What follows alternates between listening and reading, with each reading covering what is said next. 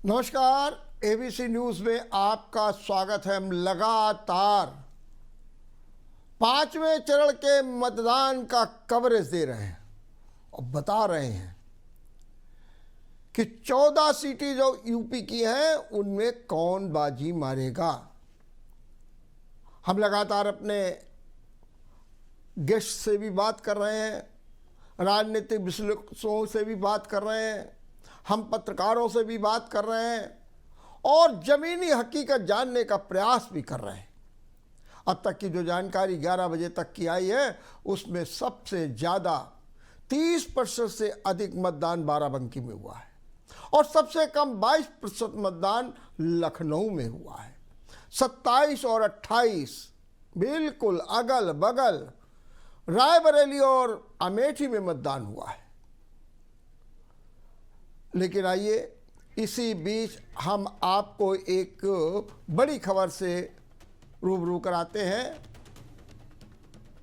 जहानाबाद फतेहपुर सराय होली गांव में सपा और भाजपा के समर्थक आमने सामने, पुलिस ने प्रयोग किया हल्का बल।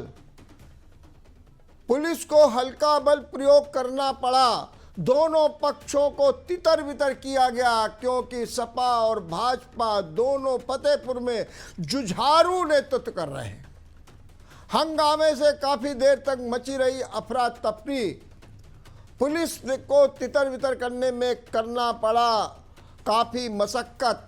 जहानाबाद विधानसभा के सराय होली गांव का ये मामला है जहां पर समाजवादी पार्टी और भारतीय जनता पार्टी के जो कार्यकर्ता थे, समर्थक थे, आमने सामने आ गए और मारपीट गुत्था जैसी स्थितियां पैदा हो गई। पुलिस को हस्तक्षेप करना पड़ा, दोनों पक्षों को तितर बितर करना पड़ा और आप देख सकते हैं कि किस तरीके से तस्वीरों से कि जो है वहाँ पर अफरा तफरी का माहौल बना हुआ है। लोग भाग रहे हैं, छिपने का प्रयास कर रहे हैं, लोग जो है सेल्फी भी ले रहे हैं, फ़ोटो भी खींच रहे हैं वारदात की।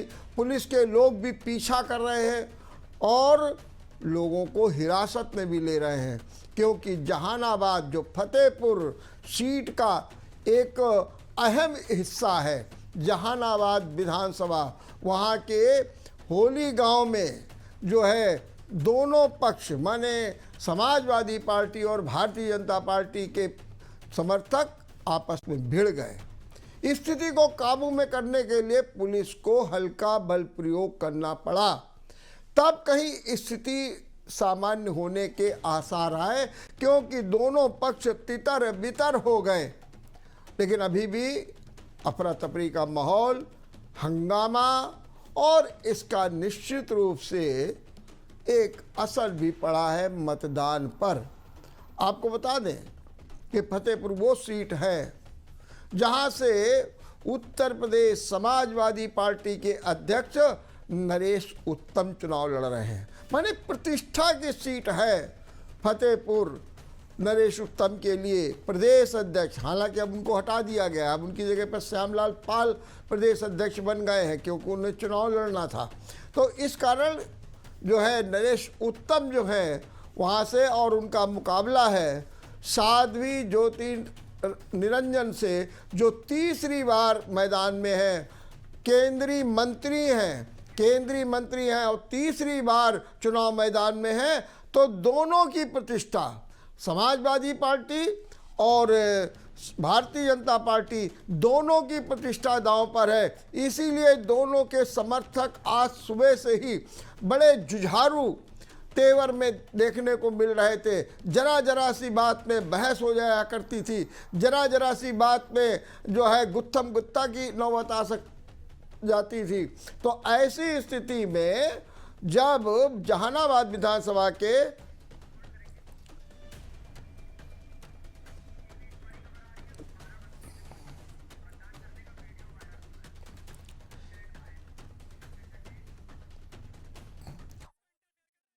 एक खबर बाराबंकी से आ रही है, बाराबंकी से भी एक बड़ी खबर आ रही है और इसमें है ईवीएम मशीन में वोट डालते हुए बाकायदे फोटो खींची गई, माने गोपनीयता ही भंग हो गई। जबकि नियम ये था कि आप मोबाइल लेकर के नहीं जाएंगे। सिंगरौली गौसपुर तहसील क्षेत्र के मतदान केंद्र का मामला है। तो मतदान करने के दौरान जो वीडियो वायरल हो रहा है उसमें ये साफ दिख रहा है कि किस तरीके से मोबाइल ले जाकर वोट खींचा जा रहा है, कि वोट डालते हुए, वोट करते हुए उसका वीडियो बना दिया गया और वो वायरल भी कर दिया गया। निश्चित रूप से इससे गोपनीयता भंग हुई है।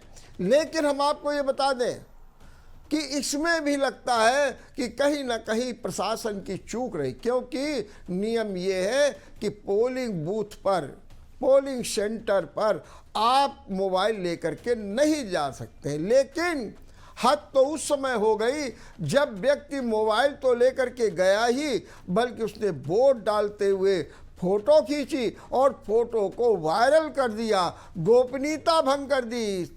ये मामला आया है बाराबंकी से। मतदान करने का एक वीडियो वायरल हो गया है और इस वीडियो को लेकर के बाकायदे काफ़ी चर्चा भी हो रही है। इसी बात पर हमारे बाराबंकी से रविंद्र वर्मा जो हमारे संवाददाता हैं वो जानकारी देंगे। रविंद्र, ये बताइए कि ये जो वीडियो वायरल हो रहा है क्या है मामला, क्या आपका कहना है इस बारे में? जी बिल्कुल बताना चाहेंगे कि बाराबंकी में चुनाव आयोग की सख्ती के बावजूद भी मतदान केंद्र पर मोबाइल ले जाकर मतदान करने का वीडियो वायरल हुआ है, जिसमें ईवीएम मशीन, वीवीपैट मशीन के साथ वोट डालते हुए अपलोड किया गया है वीडियो, और ये वीडियो फेसबुक और सोशल मीडिया पर वायरल हुआ है। जी रविंद्र, ये बताइए कि ये कौन शख्स है जो इतनी हिम्मत कर गया और पुलिस को चकमा दे करके जो है मोबाइल लेकर के मतदान केंद्र में पहुंच गया और फोटो भी खींच रहा है, पीठासीन अधिकारी और कर्मचारी रोक भी नहीं रहे हैं। ये कौन व्यक्ति ऐसा है, क्या है इसके बारे में, और क्या पुलिस ने इसको हिरासत में लिया है? जी बिल्कुल बताना चाहेंगे कि पुलिस मामले की जांच कर रही है और अभी इसकी पूरी जानकारी नहीं हो पाई है और मामले की जानकारी की जा रही है। जी माने अभी ये भी पता नहीं लगा है कि ये व्यक्ति कौन है और पुलिस की पकड़ से बाहर है कि पुलिस की पकड़ में, ये भी कोई जानकारी अभी नहीं मिली है। जी बिल्कुल बताना चाहेंगे कि मेरी बात अभी प्रशासन से हुई नहीं है और अभी इसकी कोई जानकारी नहीं मिली है। ये क्या बाराबंकी में जो मतदान हो रहा है तो क्या वहां पर कहीं ना कहीं लचर व्यवस्था दिखाई दे रही है, क्या उतनी शक्ति नहीं दिखाई दे रही है? जी बिल्कुल बताना चाहेंगे बाराबंकी में लगातार पुलिस प्रशासन के द्वारा 4-चौबंद व्यवस्था की जा रही है और लगातार बूथों पर जाकर के पुलिस के अधिकारी बूथ का निरीक्षण कर रहे हैं। हाँ, कहीं कोई तरीके से मोबाइल अंदर चला गया होगा और वहां से वीडियो वायरल हुआ है। जी रविंद्र, जरा हमको ये भी बताइए कि बाराबंकी में 11 बजे तक सबसे ज्यादा 30% मतदान हुआ है, इसका क्या कारण आप मानते हैं? जी बिल्कुल बताना चाहेंगे कि बाराबंकी में जब से मतदान कार्यक्रम चालू हुआ है तब से यहाँ के डीएम है सत्येंद्र कुमार, वो लगातार सास बहू ननद जैसे कार्यक्रम का आयोजन करके और पोस्टर से प्रचार करके इतना प्रचार किया है कि उसी का असर दिखाई पड़ रहा है जो इतना अधिक मतदान हुआ है। जी चलिए, बहुत बहुत धन्यवाद और हमें लगातार अपडेट देते रहिए।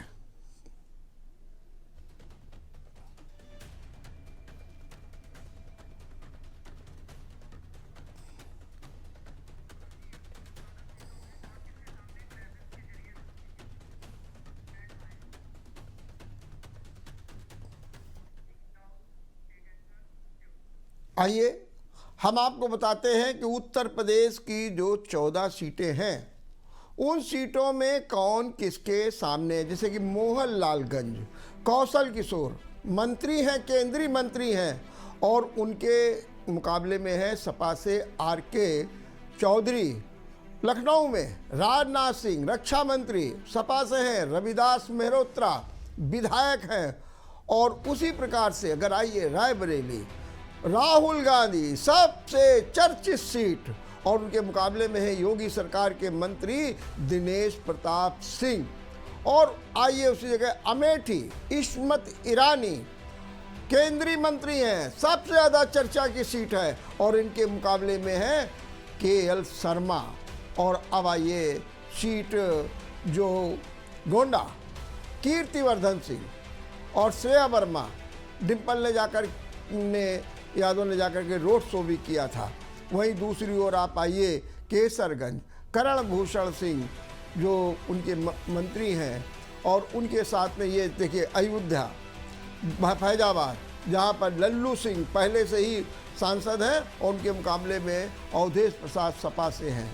इसी प्रकार से आप बाराबंकी में राजलक्ष्मी रावत और जो तनुज पुनिया हैं, जो पीएल पुनिया के बेटे हैं, वो उनके मुकाबले में पुष्पेंद्र सरोज, सबसे युवा व्यक्ति है, विनोद सोनकर, कौशाम्बी से विनोद सोनकर जो हैं वो सांसद हैं, और उनका मुकाबला मैंने अभी बता रहे थे कि फतेहपुर में नरेश उत्तम पटेल और साध्वी निरंजन के बीच मुकाबला है। हालांकि बीएसपी भी हर जगह है, लेकिन सीधा मुकाबला दिख रहा है। वहीं बांदा में आर.के. सिंह पटेल और उनके साथ में है शिव शंकर पटेल, उनके मुकाबले में हैं कुंवर पुष्पेंद्र, उनके मुकाबले में भी जो है भारतीय जनता पार्टी के सशक्त उम्मीदवार है प्रदीप जैन का मुकाबला अनुराग शर्मा भारतीय जनता पार्टी से है। प्रदीप जैन वहाँ केंद्रीय मंत्री भी रह चुके हैं। कड़ा मुकाबला है जालौन, भानु प्रताप सिंह वर्मा जो कि राज्य मंत्री हैं, और उनका भी मुकाबला जो है समाजवादी पार्टी से है। एक बार फिर आर.के. चौधरी का मुकाबला कौशल किशोर मोहनलालगंज से है। हम लगातार आपको ग्राफिक के जरिए बता रहे हैं। और पुरुष मतदाता मोहनलालगंज में 10 लाख, महिला 9 लाख, और कुल मतदाता है 20 लाख के ऊपर है। लखनऊ 10 लाख पुरुष, 9 लाख महिला, 20 लाख, मतलब वही मोहनलालगंज की तरीके से यहाँ पर भी ये सीटें हैं, उनके मतदाता हैं। रायबरेली है 8 लाख पुरुष, 8 लाख महिला, और कुल मिलाकर के अगर आप देखें तो 17 लाख कुल मतदाता हैं। अमेठी 9 लाख से अधिक पुरुष मतदाता, 8 लाख से अधिक महिला मतदाता, और कुल मिलाकर के 17 लाख से अधिक मतदाता है। गोंडा में पुरुष मतदाता 9 लाख से अधिक, महिला मतदाता 8 लाख से अधिक, कुल 17 लाख से अधिक। केसरगंज 9 लाख पुरुष, 8 लाख महिला, और कुल मिला के 18, माने कि जो उनकी संख्या है वो ज़्यादा है। फैजाबाद 9 लाख से ज़्यादा पुरुष और 8 लाख से ज़्यादा महिला, कुल मतदाता 18 लाख से अधिक। बाराबंकी 9 लाख से अधिक पुरुष, महिला मतदाता 8 लाख से अधिक, और कुल मतदाता 18 लाख से अधिक। ये है बाराबंकी के। कौशाम्बी सबसे चर्चित से 9 लाख 60 हज़ार पुरुष, महिला 8 लाख 26 हज़ार, कुल मतदाता 17 लाख से अधिक। फतेहपुर 9 लाख पुरुष, महिला मतदाता 8 लाख, और अगर आप कुल देखें तो 18 लाख, क्योंकि महिला मतदाताओं की संख्या भी ज़्यादा है। बांदा में पुरुष मतदाता 9 लाख से अधिक है, महिला मतदाता 7 लाख से अधिक है, कुल मिला के 17 लाख से अधिक है।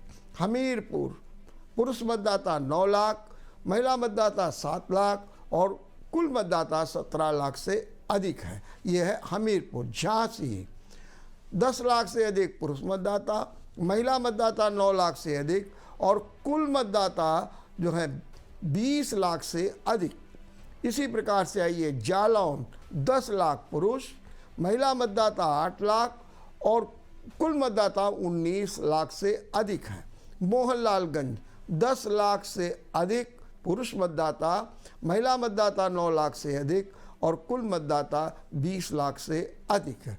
फिर वही लखनऊ की फिगर 10 लाख से अधिक, माने यूँ मानिए 11 लाख तक पुरुष, महिला 9 लाख, और कुल मतदाता 20 लाख। रायबरेली 8 लाख और महिला 8 लाख, और कुल मतदाता है 17 लाख से अधिक। अमेठी 9 लाख, महिला मतदाता 8 लाख, और कुल मतदाता 17 लाख से अधिक है। ये है अमेठी। गोंडा 9 लाख से अधिक पुरुष, 8 लाख से अधिक महिला मतदाता और कुल मतदाता 17 लाख से अधिक। हम आपको ग्राफिक्स के जरिए आपको बता रहे हैं कहाँ कितने मतदाता। कैसरगंज 9 लाख से अधिक पुरुष, 8 लाख से अधिक महिला मतदाता हैं और कुल मतदाता 18 लाख हैं।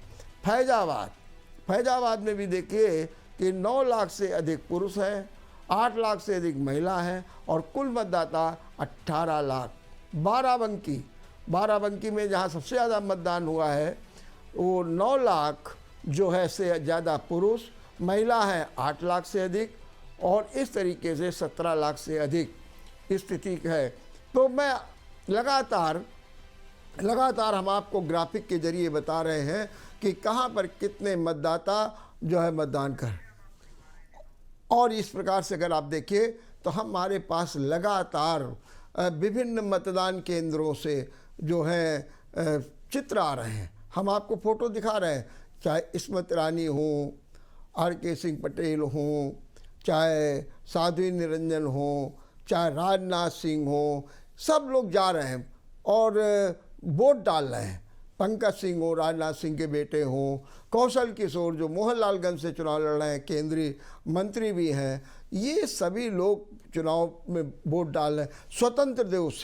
स्वतंत्र देव सिंह मंत्री है और प्रदेश के भाजपा के अध्यक्ष भी रहे, वो भी वोट डाल रहे हैं। बहरहाल राजनीतिक गहमागहमी सरगर्मी अपनी चरम पर है और बढ़ चढ़ के वोट करने का प्रयास भी हो रहा। हालांकि वोट में जो सबसे बड़ा ब्रेक लग रहा है वो लग रहा है मौसम का। अगर आप इस समय के मौसम की बात देखें तो 45 से ऊपर पारा चला गया है और ये स्थिति 12 बजे। और सबसे ज़्यादा भयंकर स्थिति है बुंदेलखंड के क्षेत्र, हमीरपुर, बांदा, झांसी, जालौन, जहाँ पर मतदान आज हो रहा है। और यही स्थिति आप दूसरी जगह भी देखिए, फतेहपुर में देखिए, लखनऊ में सबसे कम मतदान हो रहा। उसका कारण केवल यही है कि इतनी तपिश है, उमस है, जिसके कारण जो है आम आदमी परेशान है। तो वोट डालने की बहुत लोग हिम्मत नहीं जुटा पा रहे हैं। हालांकि जनता से यही अपील है कि आप वोट जरूर डालिए, चाहे जैसे डालिए, ठीक है, आप प्रयास करिए और वोट डाल करके अपने अधिकार और अपने कर्तव्य के प्रति निर्वाह व्यक्त कीजिए। तो ये आपको मैं लगातार तस्वीरें दिखा रहा हूँ। लोगों में रोचकता भी है, लोगों में उत्साह भी है, उल्लास भी है और यही कारण कि वोट के प्रति लोगों में जागरूकता है। यही तो वजह है कि आज सुबह से मतदान का प्रतिशत अच्छा रहा। यूपी में जो है 27% से अधिक मतदान हो गया, ठीक है, और बाराबंकी में सबसे ज़्यादा 30%, जो 14 सीटें हमारी हैं, और 27 और 28 के जो मतदान का प्रतिशत रायबरेली और अमेठी में हुआ। और उसी तरीके से जो है लगातार जो मतदान चल रहा। लेकिन जो शहरी क्षेत्र है, सबसे शहरी क्षेत्र है जहाँ से रक्षा मंत्री राजनाथ सिंह राजधानी लखनऊ चुनाव लड़ रहे हैं, वहाँ पर मतदान सबसे कम हुआ था, 22%। तो हम लगातार आपको प्रयास भी कर रहे हैं, बता भी रहे हैं, दिखा भी रहे हैं कि किस तरीके से मतदान हो रहा है। बस केवल बात यह है, राजनीतिक गहमागहमी भी है और छुटपुट जो है सूचनाएं भी आ रही हैं।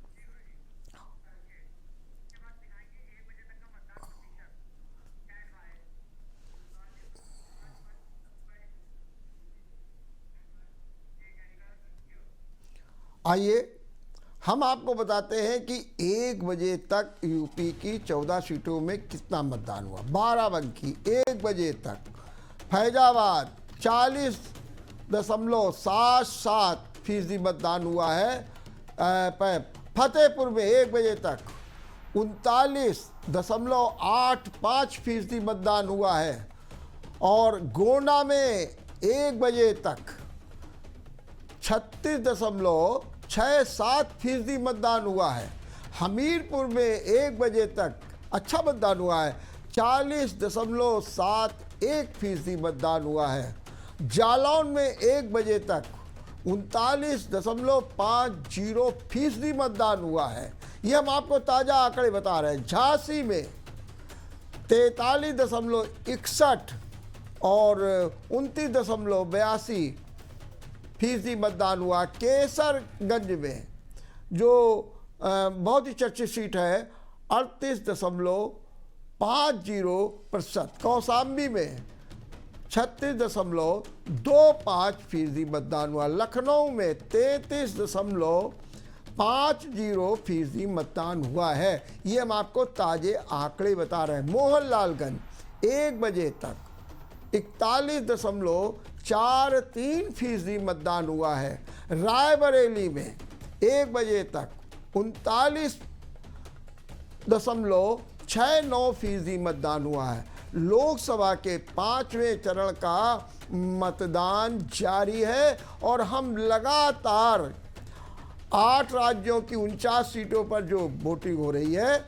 हम आपको लगातार बता रहे हैं।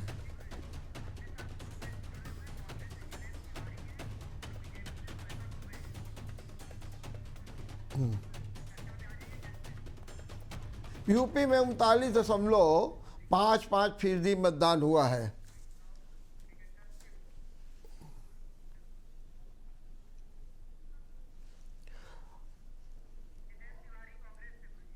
हमारे साथ इस समय एबीसी न्यूज़ पर है कांग्रेस से जितेंद्र तिवारी और श्वेता दुबे बीजेपी से। हमारे साथ दोनों मेहमान जुड़ गए हैं, जितेंद्र तिवारी और श्वेता। मैं आप दोनों का बहुत बहुत स्वागत करता हूं। बताइए श्वेता जी, 14 सीटों पर मतदान हो रहा है, क्या अपडेट है? क्या कैसा चुनाव चल रहा है आपके हिसाब से? रहा है और मौसम को देखते हुए 1 बजे तक जितनी वोटिंग हुई है वो भी पर्याप्त है, क्योंकि जिस हिसाब से मौसम है, जिस हिसाब से गर्मी है, उस हिसाब से वोटिंग भी सही हो रही है।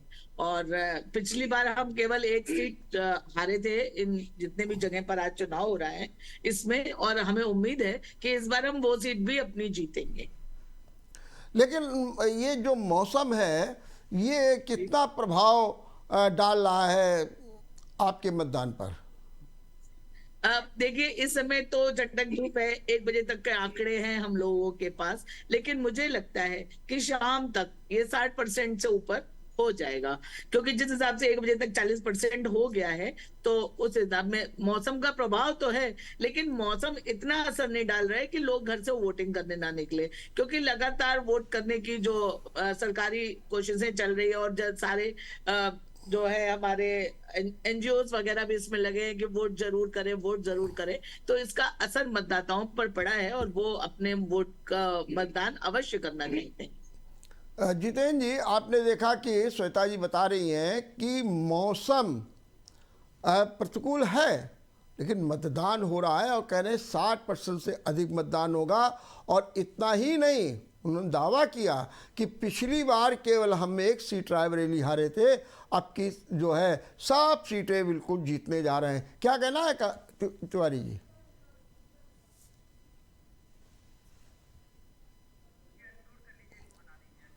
म्यूट है, माइक खोलिए। हाँ, आप जरा माइक खोलिए जितेंद्र जी, आप अनम्यूट करिए। जी नमस्कार। हाँ नमस्ते। वोटिंग परसेंटेज बढ़ा है और जब भी वोटिंग परसेंटेज बढ़ता है जी, तो आप जानते हैं कि वो वोट जो है सत्ता पक्ष के खिलाफ होता है। पहले चरण का चुनाव देखिए, दूसरे चरण का, तीसरे चरण, इन चरणों में कहीं ना कहीं वोटिंग प्रतिशत डाउन था। तो पहली बात जो दुबे जी ने कहा कि सरकारी जो कोशिशें रही, सरकारी कोशिशें कहीं नहीं दिखी हैं। सरकार की तरफ से वोट प्रतिशत बढ़ाने के लिए जो भी कार्य किए जाते रहे वो कहीं ना कहीं पूरी तरह से नाकाम रहे। आप गांव के लोगों से जाके पूछ सकते हैं।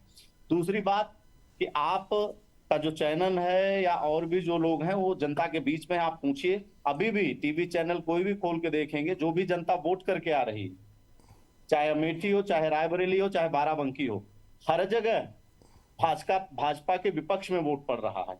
और सबसे बड़ी बात यह है कि रायबरेली हो, अमेठी हो, गांधी परिवार के साथ साथ भाजपा की नाकामियों से जो लोग नाराज हैं, इस वजह से भी वोट डाल रहे हैं।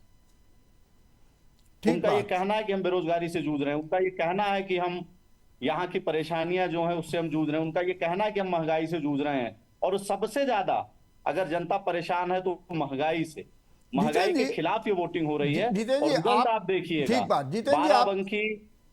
जितेंद्र जी एक सवाल का जवाब दे दीजिए, फिर मैं आगे बात कर रहा हूँ। आपने कहा कि जो ज़्यादा वोट पड़ रहा है वो जो भाजपा की नाकामी की है, और आपने ये भी बताया कि जो 3 चरणों में शुरू में पड़ा था वो डाउन था। तो जो डाउन था तो वो किसके पक्ष में था फिर? तो क्या वो तो सत्ता दल के पक्ष में रहा क्या? भाई साहब अपने हाँ जवाब हाँ, में खुद मैं ही बता रहा हूँ उलझ जी गए। श्वेता जी, मैं आपसे बिल्कुल पूछ बता रहा रहा हूँ हूँ जी। बहुत ज्यादा इसमें हंसने की जरूरत नहीं है। देखिए, जी वोटर कहीं ना कहीं वो एकदम सुतुप्त अवस्था में था। उसको ये लग रहा था कि हम वोट कहीं भी दे रहे हैं, लेकिन वोट मशीन पे बदल दिया जाएगा हमारा। ये बहुत बड़ा कहीं ना कहीं भाजपा हाँ की कुछ प्रकृति बस नहीं, यही सब समझने की पुरानी जरूरत बातें बस। इसमें इसमें हंसने की जरूरत नहीं है, इसमें चिंता करने की जरूरत है। आज कांग्रेस क्यों नहीं कर रही है 25%, चिंता? कांग्रेस करे वर्मा जी, चिंता। 25%, 28%, 29%, ये जो वोटिंग हुई है ये चिंता का विषय है। सिर्फ आप एक लोग पक्ष करें ना के लिए चिंतन, नहीं, सब विपक्ष के लिए, भाजपा के ही ऊपर भाजपा के लिए, क्यों है? सभी लोगों के लिए चिंता की जरूरत है। लेकिन इसके बाद कांग्रेस और तमाम जो गठबंधन के लोग हैं उन्होंने लोगों को बताया, जागरूक किया। और खासकर अमेठी रायबरेली तो हमेशा से गांधी परिवार को लेकर के सजग रहा है, गांधी परिवार के लिए वोट डालने निकलता था। रायबरेली की सीट जनता ये कह रही है कि 5 लाख से ज्यादा वोटों से हम जीतने जा रहे हैं।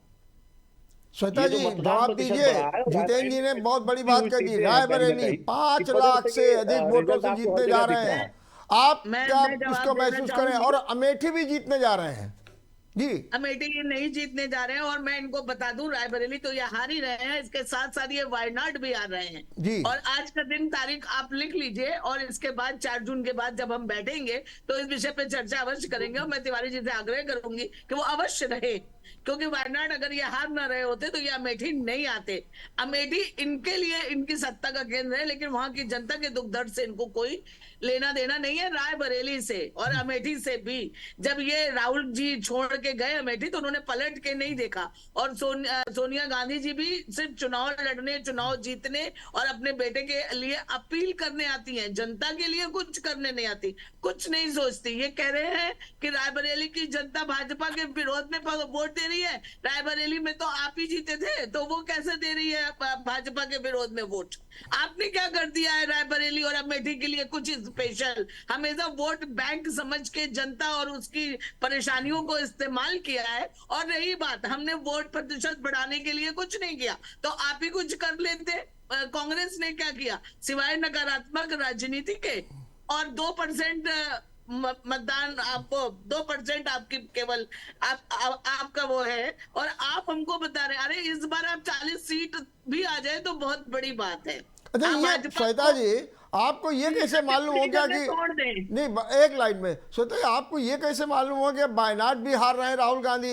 ये आपके पास कहाँ से खबर आ गई? अरे मुझे क्या, आप ही जैसे पत्रकारों और ये जो तमाम टीवी चैनल्स ने बताया कि जब वायनाड में चुनाव हुए और उससे पहले ही देखिए एक हवा होती है, चाहे वो सुप्तावस्था हो चाहे जैसे भी हो, कैंडिडेट को और जो सर्वे होते हैं उससे पता चल जाता है कि किसके पक्ष का क्या है। लेकिन तो राहुल गांधी जी कभी नहीं लौटते। तो ये हाई वोल्टेज सस्पेंस ड्रामा चला कि अमेठी से लड़ेंगे कि रायबरेली से लड़ेंगे। फिर अमेठी के सर्वे ने भी बताया कि स्मृति ईरानी के पक्ष में ज्यादा हवा है, तो फिर वो रायबरेली चले गए। फिर एक मार्मिक अपील हुई और 2 सबसे असफल पुत्र 2 राज परिवारों के, उन दोनों ने एक दूसरे का हाथ पकड़ लिया। जनता सब जानती है कि ये चुनावी गठबंधन है, इनके दल मिले हैं, इनके दिल नहीं मिले हैं। अब मुझे ज्यादा कुछ नहीं कहना है, 4 जून को नतीजा आएगा और जनता अपना जवाब देगी। जितेंद्र ये बताइए, तिवारी जी जरूर, श्वेता जी कह रही है कि आपने रायबरेली में किया ही क्या है, सिर्फ भावनात्मक बातों को लेकर के आपने रायबरेली में कुछ काम ही नहीं किया। रायबरेली आते जाते नहीं थे। यही हाल अमेठी में रहा, तो अमेठी में आपको हार हुई है, वायनाड आप हारने जा रहे हैं, और रायबरेली में ऐसा क्या है जो आप जीतने जा रहे हैं, ये भी तो जरा बताइए। बिल्कुल ठीक बात है, मैं श्वेता जी से कहूंगा एक बार रायबरेली आप घूमिए, मैं रायबरेली के पास क्यों, आप जाइए, आप बताइए आपने क्या किया है। ठीक, हाँ मैं पूछ रहा हूँ जी, बताइए जितेंद्र जी। आपको बता रहे हैं क्या किया है, आप सुनिएगा जवाब दीजिएगा।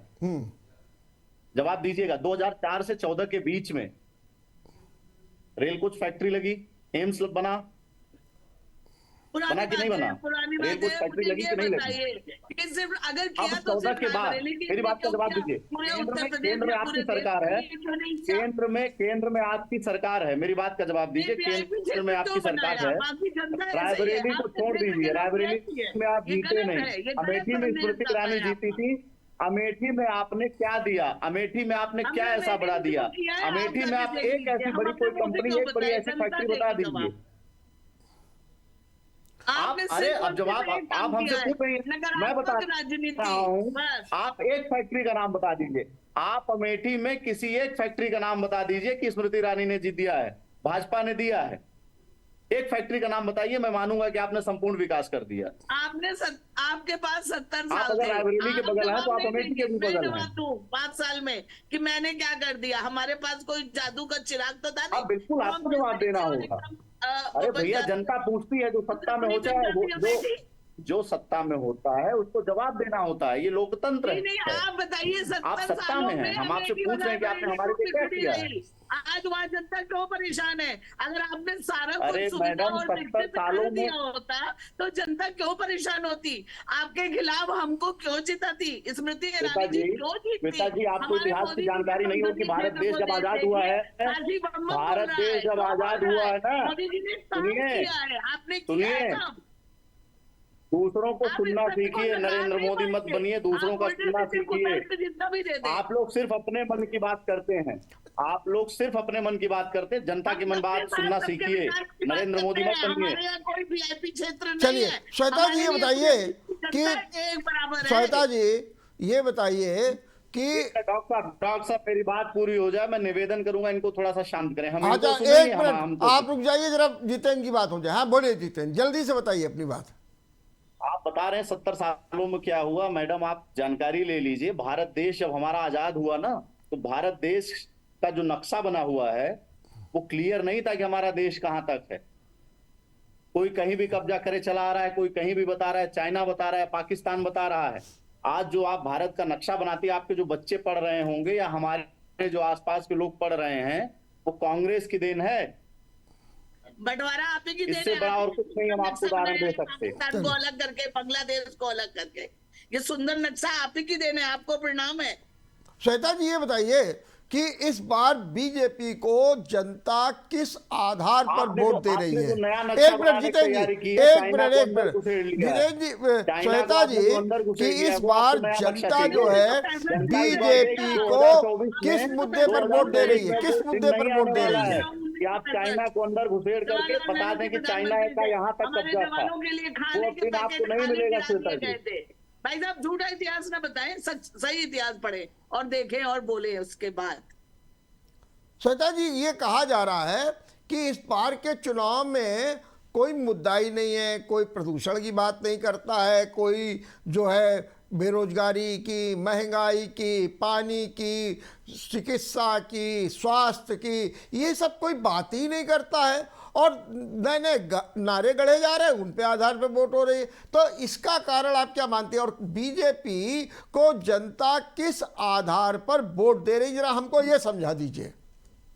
सुरक्षा के लिए दे, सम्मान के लिए दे। हम ये नहीं कह रहे हैं कि हमने राम राज्य ला दिया है, 100% सारी सुख सुविधाएं हो गई हैं, किसी को कोई कष्ट नहीं है, ऐसा हम नहीं कह रहे हैं। हमने कोशिश की है, हम समाज के अंतिम व्यक्ति तक पहुंचने की हमने कोशिश की है। हम अन्न दे रहे हैं, आयुष्मान योजना से चिकित्सा दे रहे हैं, घर घर घर नल, और इस तरह करके हम कितनी सुविधा बताएं आपको। ये हमारी घर घर शौचालय दे रहे हैं। और सबसे बड़ी बात है सुरक्षा। जब समाज सुरक्षित होता है तो प्रत्येक प्रकार के धंधे, काम, व्यवसाय चल सकते हैं। नारी सुरक्षित है, और सिर्फ नारियां ही सुरक्षित नहीं है, पुरुष। अब आप कहेंगे वहां बलात्कार हो रहा है, वहां, अरे ये थोड़ी ना है, ये तो समाज है, ये कोई वैज्ञानिक नियम थोड़ी ना है, ये एकदम 100% हो गया। कुछ कुछ तो समाज में विकृतियां चलती ही रहेंगी, लेकिन हमने पूरा प्रयास किया है और जनता संतुष्ट है। हमने लेकिन जो अपने श्वेता जी, श्वेता जी श्वेता जी आप तो 5 किलो राशन दे रही थी, कांग्रेस ने कहा कि अब हम तो 10 किलो देंगे, और एक परिवार में एक महिला को 1 लाख रुपया भी देंगे। तो इसका क्या आपको नहीं लग रहा कि आपको एक कांग्रेस ने जवाब के रूप में प्रस्तुत किया है?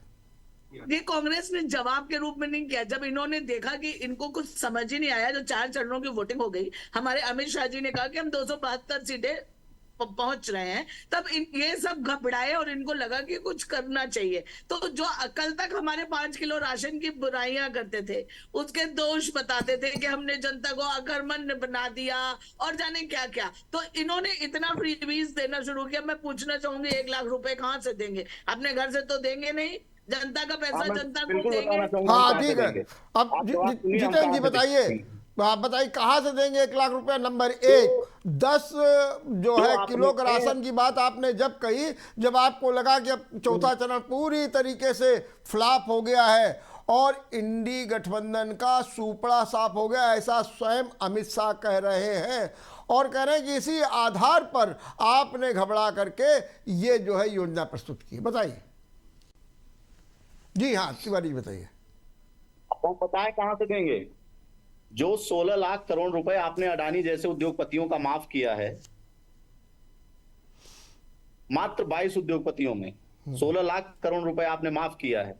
उसी 16 लाख करोड़ रुपए का आधा भी अगर हम खर्च कर देंगे ना, तो हर गरीब परिवार की महिला को 1 लाख रुपए भी मिल जाएगा, हर नौजवान को रोजगार भी मिल जाएगा और सबको 10 किलो राशन भी मिल जाएगा। इतना ही नहीं श्वेता जी, हम जुलाई के महीने में 1 जुलाई को रोजगार भी देंगे। 2024 जुलाई में नौजवान रोजगार भी पाने जा रहा है।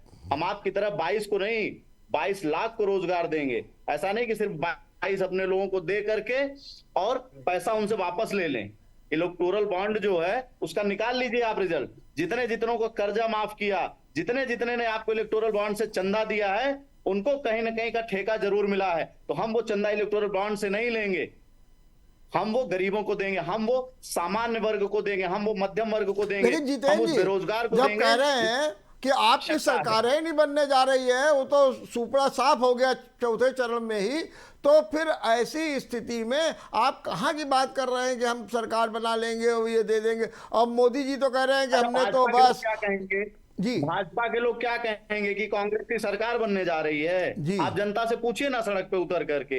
एबीपी न्यूज अभी पूछ रहा है अमेठी में, आप खोल के देखिए, एक दूसरा कोई चैनल खोल करके देखिए, वो पूछ रहा है और जनता बता रही कि किसकी सरकार बन रही है। श्वेता दुबे जी कहां से बता देंगी इनको भाजपा में रहना है कि नहीं रहना है? श्वेता दुबे जी का हृदय भी बता रहा है कि रायबरेली कांग्रेस जीत रही है, अमेठी कांग्रेस जीत रही है और अमेठी के लोग कौन से सरकार बना देंगे? आपसे कह रहे हैं ना, न्यूज की बात है। लेकिन श्वेता जी आप पब्लिक के पीछे करिए। श्वेता जी अरे मैडम आपने कहा रायबरेली में सुनिए रायबरेली में आप मुझे जितने भी हैंडपंप दिखे हैं ना, सब कांग्रेस के कार्यकाल के हैं, सांसद निधि के हैं। आप एक भी नहीं दे पाए हो। लगभग 10 साल हुए हैं। रायबरेली की सड़कों को जाकर के देख लीजिए, आपकी भाजपा की सरकार है, जो खस्ता हाल है गांव की सड़कें। अरे तो आपने बनवाई थी, टूट कैसे गई? एम्स की जितनी स्थिति अमेठी में क्यों बुरा हाल हो गया? अरे भैया हमारी 30 साल से सरकार उत्तर प्रदेश में नहीं है। हम लोग क्या श्वेता जी ये बताइए, मेरा सवाल आपसे, 1 मिनट हाँ जल्दी बोल जी। डॉक्टर साहब बड़े निवेदन से बस 1 मिनट। आप राजनीति करती हैं, आपको इतनी जानकारी होनी चाहिए कि केंद्र सरकार क्या देती है और राज्य सरकार क्या दे सकती है। दोनों के अधिकार आपको पता होने चाहिए। राज्य सरकार के जो अधिकार हैं उसमें पिछले 30 साल से कांग्रेस नहीं है। रायबरेली में केंद्र सरकार के जो अधिकार है उसमें फैक्ट्री भी दिया, अस्पताल भी दिया, और सुनिए सांसद निधि से हर घर में बिजली की सुविधा के लिए लाइट और पानी की सुविधा के लिए नल दिया। राज्य सरकार में 30 साल से कांग्रेस नहीं है। इस वजह से सड़कों का खस्ता हाल है, इस वजह से गांव की पगडंडियों का बुरा हाल है, इस वजह से प्राथमिक विद्यालयों का बुरा हाल है। तो थी और इससे पूर्व भी आपका गठबंधन उनके साथ हो चुका है। अरे मैडम आप अभी 10 साल आप अभी 10 साल में सड़कों के बुरे हाल हो जाते हैं। 5 साल में 5 साल 10 साल से आपने उसमें रंगरोपण नहीं किया, कोई नया काम तो आप छोड़ ही दीजिए। इतना भारतीय जनता पार्टी के लोगों के पास बुद्धि नहीं है कि नया सोच सके। हमारी कांग्रेस की स्मार्ट योजना का नाम बदल के आयुष्मान किया, उसको भी अच्छे से नहीं चला पा रहे हैं आप। कांग्रेस की योजना जो पहले से लोगों को राशन देते थे, मिट्टी का तेल देते थे, चलिए इंदिरा आवास योजना का नाम बदल के आपने प्रधानमंत्री आवास योजना कर दिया। इंदिरा आवास योजना का नाम बदल के प्रधानमंत्री आवास कर दिया, शौचालय भी कांग्रेस के दिन में। एक मिनट, आप मैडम, आपकी भारतीय जनता पार्टी एक भी कोई नया आज कार्य एक नहीं मिनट, शुरू कर तिवारी पाई जी है। एक मिनट हमने श्वेता हरित जी, क्रांति लाया, मेरा एक सवाल आपसे, एक मिनट हमने रोजगार का अधिकार दिया। श्वेता जी, अब तक की जो चर्चाएं आ रही हैं, आंकड़े आ रहे हैं, सब कुछ आ रहे हैं, उसके अनुसार उत्तर प्रदेश में मिशन 80 तो पूरा होता नहीं दिख रहा है, क्या कहेंगे आप? मिशन 80 हमने पूरी कोशिश की है, और जैसा कि भाई साहब ने कहा आप राजनीति करते, मैं राजनीति नहीं करती हूँ, ठीक मैं बात। देश सेवा, राष्ट्र सेवा के दल के साथ जुड़ी हूँ, जिनका उद्देश्य ही है राष्ट्र की सेवा, राष्ट्र के संग धोखा नहीं करना। मैं उस दल के साथ जुड़ी हूँ, और मुझे बहुत गर्व है कि हमारे प्रधानमंत्री श्री मोदी जी हमारे संरक्षक हैं, हम लोग के प्रेरणादायक है। और मैं इनसे एक जवाब पहले मैं इनका देती हूँ, फिर मैं आपको बताती हूँ। भाई साहब, इन्होंने बताया कि ये उद्योगपतियों का पैसा, अरे भाई साहब, उद्योगपतियों का पैसा उन्हीं के पास रहने दीजिएगा, अपने जीजा जी से कुछ पैसा ले लेंगे तो बहुत गरीबों का उद्धार हो जाएगा। उनकी पुत्री जो कि अभी कुछ नहीं करती है, केवल 22 साल की है, जरा आप उसकी संपत्ति देख लीजिए कितनी है, बिना कुछ किए ये इतना पैसा आ जाना, बस यही मंत्र बता दीजिए आप जनता को, चलिए, जनता का भला हो चलिए जाएगा। मिशन 80, एक मिनट, अमेठी का तो उद्धार होना निश्चित है। चलिए भाई साहब, आप उद्योगपतियों को उद्योग श्वेता चलाने जी, दीजिए। और मिशन रही बात, 80, एक मिनट, राजस्थान मिशन में भी अडानी को आपने काम एक दिया मिनट था हो गया। भाई साहब। मैं श्वेता जी, मिशन 80 आप कह रहे हैं मैं पूरा करने का प्रयास कर रहे हैं, क्या क्या? हमारा पूरा प्रयास है, और हम जी जान लगा रहे हैं इसके लिए। अगर 80 नहीं तो 78 सीटें तो हमारी आ ही रही हैं। तो ये 80 कौन सी पूरी 2 ना सीटें हैं? सही। ये कौन सी 2 सीटें हैं जिन पर आपका सवाल निशान लग गया है? ये 2 जैसे सीटें बताइए। 79 सीटें बताई गई है, उसी तरह मैंने 78 सीटें बताई हैं। चलिए, जैसे 79 सीटें श्री अखिलेश यादव जी ने बताई हैं, उसी तरह 79 उन्होंने बताया है चलिए ना, वैसे ही जितेंद्र मैंने जी, 78 आप बताइए 80 में कितनी मिलने जा रही है? मैं सबसे पहले श्वेता जी को धन्यवाद देता हूँ कि भाजपा में रह के भी कहीं ना कहीं थोड़ी सी ईमानदारी बची है, इसके लिए धन्यवाद आपको। भाजपा में कोशिश होगी पूरी कि आप ईमानदारी बताइए, से आप बताइए बोलिए। तिवारी जी, आप बताइए कि मिशन 80 में आप भी मिशन 80 की बात कर रहे हैं, आपको कितनी सीटें मिल रही है? देखिए उन्होंने तो ईमानदारी से बता दिया 78। मैं सबसे पहले की बात कर रहे हैं, बताऊंगा इनकी तो दिमाग रोकना है। जो श्वेता जी ने जीजा जी की बात की, मैं आपसे कहूंगा हमारे जीजा जी को, आपके भगोड़े जीजा जी जो आपकी दीदी को छोड़ के बैठे हुए हैं, वो क्यों नहीं अरे जेल में वो डाल नहीं, दे रहे हैं? पहले अगर इतने मिशन वो 80 वाली बात भ्रष्टाचारी, इतने वो करिए। गलत। मिशन 80 इनका उद्देश्य देश बात- की जनता मिशन नहीं 80 है। बताइए। अब मिशन 80 की बात नहीं है, करते हैं। इनका हम उद्देश्य एक लाइन में, एक लाइन। पे आते हैं। मिशन 80 मिशन 80 में, की बात पे आते हैं। हाँ नकारात्मक एक राजनीति मिनट, करनी नहीं नहीं, है। मैं उसको मना कर रहा हूँ। मीडिया को भी सम्मान, तिवारी जी आपको खाली इतना बताएं, मिशन मीडिया को 80 भी में सम्मान आपको दूं। कितनी सीटें मिल रही हैं? मैं मीडिया को भी सम्मान पूर्वक एक बात तो बताना आप चाहता हूं। हमको बताएं मिशन 80 में कितनी सीटें आपको मिल रही हैं? मैं वही बोलने जा रहा हूं, आपको भी और मीडिया को भी सम्मान पूर्वक कहना चाहता हूं, हाँ। भारतीय जनता पार्टी को भी, ये लोकतंत्र, यहाँ आप प्रधानमंत्री पहले से तय करते हो वो भी गलत है, सीटें पहले से तय करते हो वो भी गलत है। जनता जो सीट हमको देगी वो हम बताएंगे, हम पहले से क्यों बताएं? हम काम कर रहे हैं, हम 80 की 80 सीटों पे चुनाव लड़े हैं गठबंधन के साथ, जैसे इनका गठबंधन, ये अकेले नहीं लड़ रही है, 6 अकेला है, चलिए। 6 अकेला है, 6 अकेला है, इनके साथ के 37 तो आप उम्मीद है, आज डरे हुए सीटें हैं कितनी पूरी पा तरह। रहे हैं ये बताइए बस, खाली जल्दी से कितनी सीटें पा रहे हैं आप? जी, हैं? 50 प्लस। 50 प्लस। ठीक, 50 बहुत बहुत प्लस धन्यवाद, गठबंधन बहुत बहुत के धन्यवाद हैं। जितेंद्र जी, बहुत बहुत धन्यवाद श्वेता जी, बहुत बहुत धन्यवाद। आप लोगों ने बहुत अच्छे ढंग से अपनी बात रखी और कहीं कहीं बात में ईमानदारी भी दिखी। हम यहाँ लेते हैं एक छोटा सा ब्रेक, देखते रहिए ABC न्यूज़। नमस्कार।